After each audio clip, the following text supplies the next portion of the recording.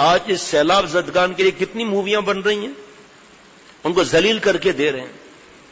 ابھی ایک صاحب نے نوجوان، میں تو حیران ہوں سر پر ہاتھ رکھ کر، نوجوان کا ٹنڈو جام سے فون آیا، میرا خلیفہ نہیں ہے، وجاد صحبت بھی نہیں ہے. ہر بات پوچھے گا، پھر اپنا خیال بتائے گا، اس کا خیال غلط ہوتا ہے. میں کہتا ہوں آپ کا خیال غلط ہے، اس سے بچو. اچھا سائیں ٹھیک ہے بابا، ابھی نہیں کریں گا. ابھی ان کا فون آیا میرے پاس کہ ایک بہت بڑے ادارے نے ان کے پاس کئی ٹرک بھیج دیے کہ تمہارا ہم نے سنا ہے، نوجوان ہے، 28 سال کی عمر میرے خیال میں نہیں ہوگی، بہت بڑا ادارہ، ایماندار ادارہ، انہوں نے کئی ٹرک بھیج دیے کہ آپ آگے بہراڑی بولتے ہیں ہمارے یہاں گاؤں کو، وہاں یہ تقسیم کریں ٹرک. تو میں نے کہا آپ نے مجھ سے کیوں فون کیا؟ وہ کہتے ہیں کہ ہمیں باہر ملک سے پیسے آئے تو آپ جس کو دو اس کی مووی بناؤ، اس شرط پر یہ ٹرک آپ کے حوالے ہیں. اب کیا کروں؟ میں نے کہا آپ ان کو ذلیل کریں گے بیچاروں کو؟ ہے جی، زکات اور صدقات تو چھپا کر دینا ہے نا. آپ بہو بیٹیاں آ رہی ہیں، آپ ان کی موویاں بنا رہے ہو، حرام کام کرو گے آپ اللہ تعالیٰ کا معاملہ ہے سارا، یہ اللہ حاکم بھی ہے حکیم بھی ہے. ان کو ہم کو نہیں چاہیے ایسا ایڈ کہ ہم دوسروں کو ذلیل کر کے ان کی آہ لیں کہ وہی جن کے ہاتھ ایسے تھے آج بیچاروں کے ہاتھ ایسے ہیں، ان کو لائن میں کھڑا کرو، ایک ایک کا پوسٹ بناؤ اور بتاؤ کہ ہم نے ان کو 1 کلو آٹا دے دیا ہے، 25 گرام تیل دے دیا ہے جی، 1 پاؤ دال دے دی ہے، یہ ان کے لیے 10 سال کا راشن کافی ہے، ہم نے دے دیا ہے ان کو. شرم نہیں آتی کہ دوسروں کو ذلیل کرتے ہو، ان کے ریکارڈ بناتے ہو کہ اس کو ہم نے لائن لگا کر دیا ہے اور جب تک فوٹوگرافر نہ آئے بڑی لائن نہ لگے پہلے کو نہیں دیں گے ہم، پھر اس کے بعد پہلے کو دینا شروع کریں گے، پھر لائن لمبی نظر آئے تو اور ڈالر آئیں گے ہمارے پاس. ایسا لگتا ہے مرنا ہی نہیں ہے. حضرت فرماتے تھے جب ایسے حالات تھے نا جیسے بالاکوٹ کا زلزلہ آیا، فرمایا سب سے پوچھتا ہوں، بہت لوگ تھے، فرمایا سب سے پوچھتا ہوں کہ رات کو ہاتھ کس نے اٹھائے، ان کے لیے روئے کتنے ہیں، رونے جی شکل کتنی بنائی ہے، اللہ سے مانگا کتنا ہے. اس وقت فرشتوں کی مدد چاہیے اللہ تعالیٰ کے ذریعے. ایک بہت بڑے افسر نے فون کیا، ان سے بات ہو رہی تھی، مجھ سے کہنے لگے بھائی یہ صرف راشن کا معاملہ نہیں ہے، اب وہ بیماریاں خدا نخواستہ پھوٹ پڑیں گی بڑی. آپ فون آیا بھی میرے پاس کہ اتنے پانی کھڑا ہوا ہے نا، اتنے مچھر ہیں کہ جانور مر رہے ہیں.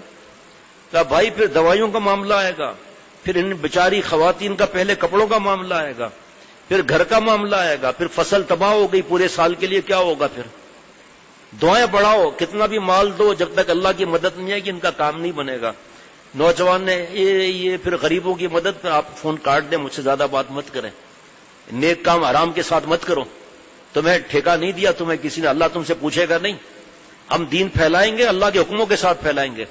حضرت علامہ بنوری رحمۃ اللہ علیہ فرماتے تھے میں میڈیا اس پہ لعنت بیچتا ہوں، موویاں وغیرہ پر میں چینلز پہ لعنت بیچتا ہوں. ہم قرآن پاک حدیث پاک سے دین پھیلائیں گے، ایک بھی اگر بن گیا نا ہماری نجات کے لیے کافی ہوگا. اور گناہ کبیرہ کر کے اگر 1000 لوگوں کو بھی فائدہ پہنچا تو ہمارے کو کیا فائدہ پہنچے گا، ہم تو پکڑے جائیں گے. دیکھو شرم نہیں ہے، حیا نہیں ہے، وہ بیچارے تڑپ رہے ہیں اور ان کو لائن لگا کر دیں گے.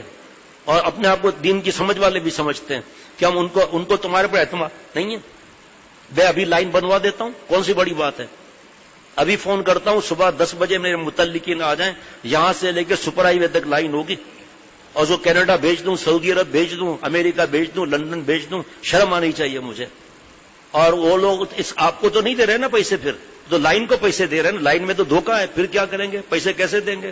ان کو اٹھا کے پیسے منہ پر مارنا چاہیے کہ آپ کو ہم پر اعتماد نہیں ہے، کیوں پیسہ بیچتے ہو. لائن لگانا کون سی بڑی بات ہے، آپ لگا دیں گے لائن، کون سی بڑی بات ہے اس میں بھائی.